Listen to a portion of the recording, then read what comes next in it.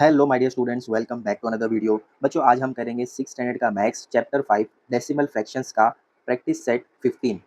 तो आइए स्टार्ट करते हैं प्रैक्टिस सेट 15।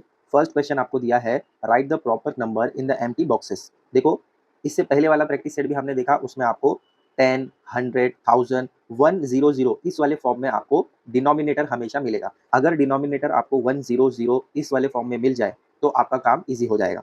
देखिए, फर्स्ट क्वेश्चन में आपको दिया है 3/5, दो बॉक्सेस एम्प्टी हैं, यहाँ पर डिनोमिनेटर में 10 दिया है।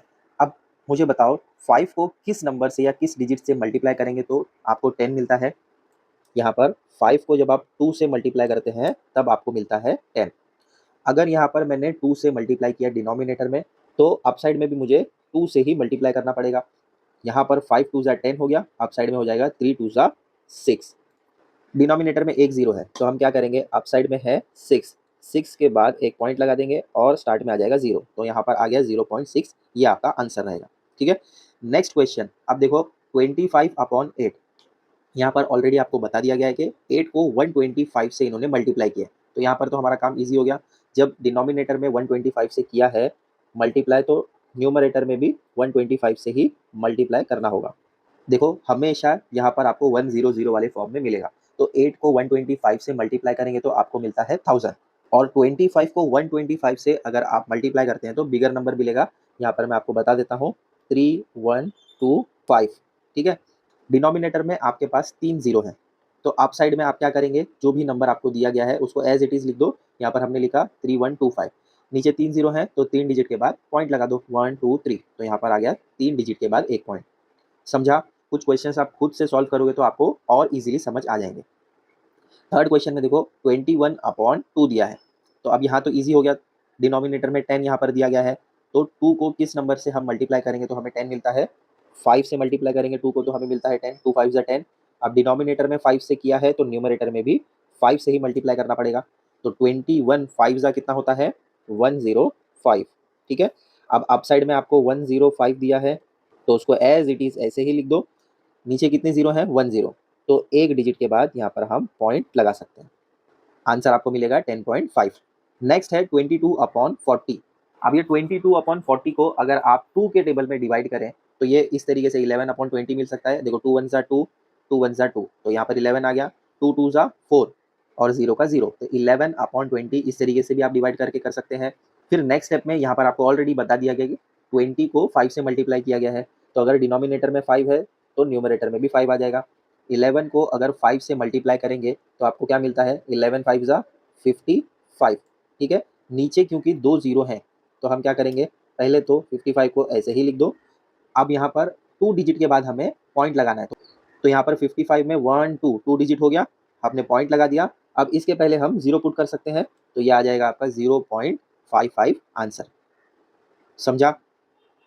तो सॉल्व करने के बाद इस तरीके से आपको कुछ मिलेगा। हमने इस तरीके से पहले आपको रफ में समझाया, फिर फेयर में आप ऐसे इसको सॉल्व करके कॉपी कर सकते हैं।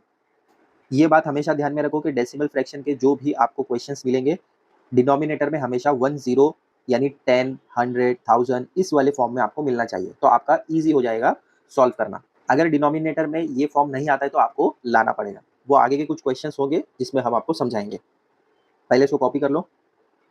प्रैक्टिस सेट 15 में मेन क्वेश्चन 2 आपको दिया है, convert the common fractions into decimal fractions, जिसमें फर्स्ट क्वेश्चन आपको दिया है 3/4।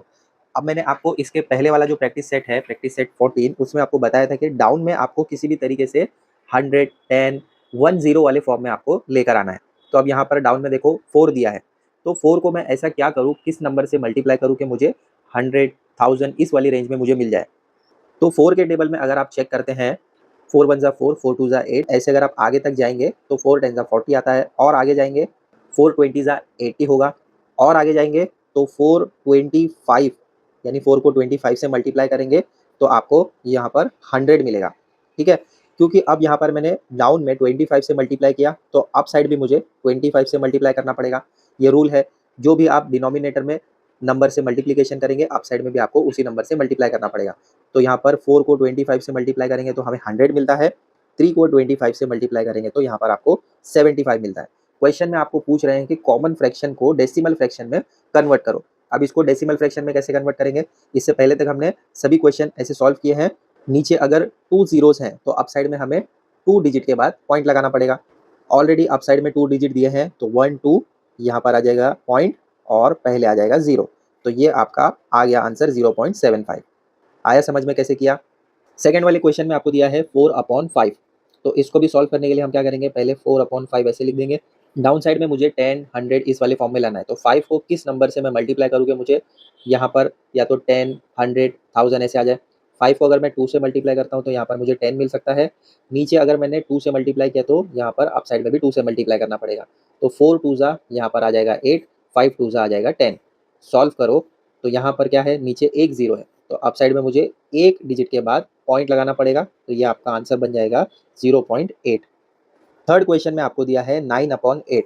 तो पहले 9/8 को ऐसे ही लिखते हैं। किस नंबर से मैं मल्टीप्लाई करूं कि मुझे यहाँ पर डाउन में 100 यानी 10, 100, 1000 इस वाले फॉर्म में मिल जाए। तो हम क्या करेंगे, 8 को 125 से मल्टीप्लाई करेंगे तो यहाँ पर आपको मिल सकता है 1000। डाउन में अगर मैंने 125 से किया है तो आप में भी 125 से करना पड़ेगा। अब ये कैसे किया आपको समझ नहीं आएगा तो यहाँ पर मैं आपको बताता हूँ। रफ वर्क में समझते हैं इसको। ये आपने 125 ही क्यों चूज़ किया? तो देखो यहाँ पर 8 दिया है, डाउन में मुझे पहले तो देखना है कि 10 आना चाहिए। तो अगर मैं 10 से इसको डिवाइड करूँ, 8 के टेबल में 10 डिवाइड होता है क्या? 8 1 ज़ा 8 आ जाएगा, माइनस करेंगे तो यहाँ पर 2 आ रहा है। डाउन में आपको 0 मिलना चाहिए। तो आइए अब हम 10 की जगह 100 से डिवाइड करके देखते हैं 8 को। तो 8 1 ज़ा 8 माइनस करेंगे तो यहाँ पर आपको 2 मिलेगा और यहाँ पर आ जाएगा ये 0 का इधर। तो 8 2 ज़ा 16 माइनस करेंगे तो यहाँ पर आपको 4 मिल रहा है। तो अगेन यहाँ पर ये वाला भी हमें 100 नहीं चाहिए। इसके बाद हमने क्या किया, 1000 चेक किया। 8 के टेबल में 1000 डिवाइड होता है क्या? 8 1 ज़ा 8 माइनस करेंगे 2 बचा, ये 0 को नीचे लेकर आ जाएंगे। 8 2 ज़ा 16 माइनस करेंगे तो 4 बचेगा, ये वाला 0 यहाँ पर आ जाएगा, 40 बन गया।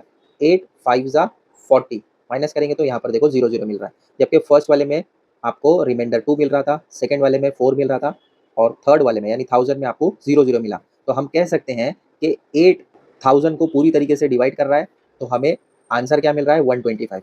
इसीलिए यहाँ पर हमने 125 से मल्टीप्लाई किया। तो 8 को 125 से मल्टीप्लाई करेंगे तो आपको 1000 मिलता है। 1000 आ गया, हमें यही फॉर्म चाहिए था। डाउन में 125 से मल्टीप्लाई किया तो आप में भी 125 से मल्टीप्लाई करना पड़ेगा। यहाँ तो 1000 मिल गया, 9 को 125 से मल्टीप्लाई करेंगे तो आपको मिलता है 1125। यहाँ पर कितने जीरोज़ हैं, 1 2 3 1 2 3 3 डिजिट के बाद आ जाएगा पॉइंट। तो ये रहेगा आपका आंसर। ये रफ वर्क है, जस्ट आपको समझाने के लिए मैंने बताया। तो जो भी आपको डाउन में डिजिट दिया जाएगा पहले 10 से डिवाइड कीजिए। रिमाइंडर में अगर आपको कुछ मिलता है तो छोड़ो, फिर 100 से करो। फिर भी रिमाइंडर में कुछ मिला तो आगे ज़ीरोज़ बढ़ा-बढ़ा कर आप इस तरीके से डिवाइड करके चेक कर सकते हैं। फोर्थ वन आपको दिया है 17/20। तो इसको भी हम सेम उसी तरीके से कर सकते हैं। लिख दो यहाँ पर 17/20 इज इक्वल टू 17 को किससे मल्टीप्लाई करें और 20 को किससे मल्टीप्लाई करें।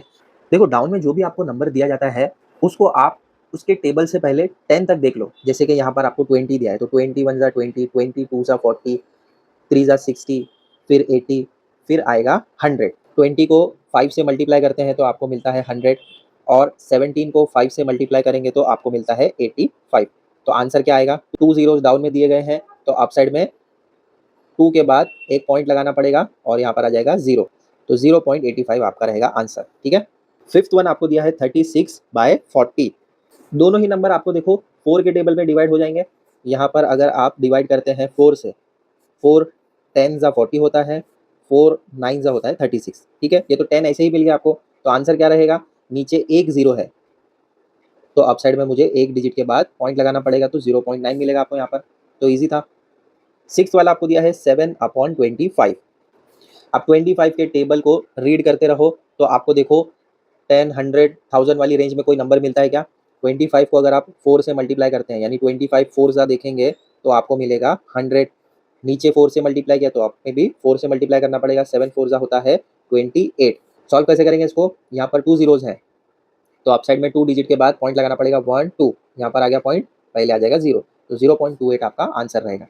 सेवेंथ वाला आपको दिया है 19/200। तो अब मुझे ऐसा कुछ करना पड़ेगा कि डाउन में 1000 100 वाली रेंज में मुझे नंबर मिले। अगर आप 200 को 5 से मल्टीप्लाई करें, यहाँ पर देखो 2 ज़ीरोज़ हैं और यहाँ पर 5 2 ज़ा क्या आता है, 10 आता है। तो यहाँ पर 5 2 ज़ा 10 हो गया और आगे के 2 ज़ीरोज़ हैं तो 2 ज़ीरोज़ ऐसे आ गए। तो ये आपका बन गया 1000। अब यहाँ पर 5 से किया है तो आप में भी 5 से करो। 19 5 सा होता है 95। आंसर क्या रहेगा?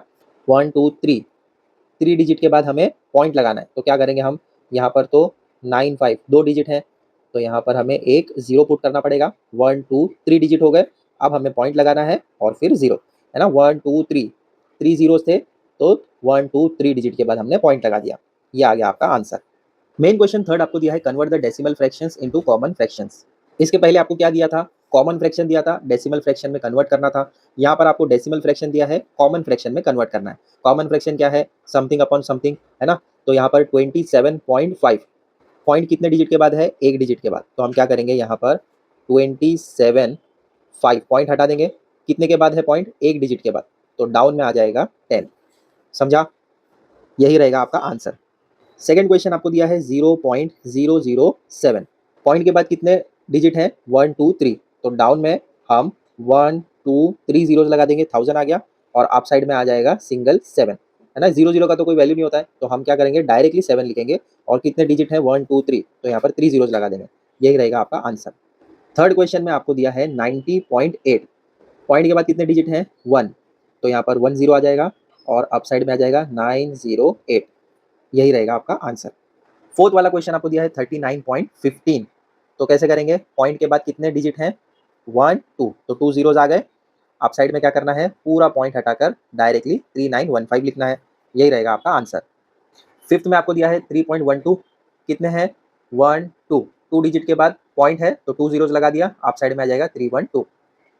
सिक्स्थ वाला आपको दिया है 70.400, कितने डिजिट हैं? 1 2 3, 3 डिजिट के बाद पॉइंट है, तो यहाँ पर हम 1 2 3 ज़ीरोज़ लगा देंगे, अप साइड में आ जाएगा 70400। अगर आप ऐसे करेंगे तो भी ठीक है, और इसको यहाँ पर आप कैंसिल भी कर सकते हैं। देखो यहाँ पर 2 ज़ीरो से 2 ज़ीरो कैंसिल हो रहे हैं, तो आपका आंसर यहाँ पर बन सकता है 704 अपॉन में 10, है ना? ये 2 ज़ीरो से ये 2 ज़ीरो कैंसिल हो गया, तो आपका 704 अपॉन 10 आ सकता है, तो ये आपका आंसर रहेगा। इसको भी आप कर सकते हैं, लेकिन अगर ज़ीरोज़ कैंसिल होते हैं तो ज़ीरो को कैंसिल करके फाइनली आपको ये आंसर लाना है। आया समझ में? इसी के साथ आपका प्रैक्टिस सेट 15 कंप्लीट होता है। ऐसे ही ईज़ी सॉल्यूशन वाले वीडियोज़ के लिए चैनल को सब्सक्राइब कर लो। मिलते हैं बच्चों अगले वीडियो में। Till then take care, bye.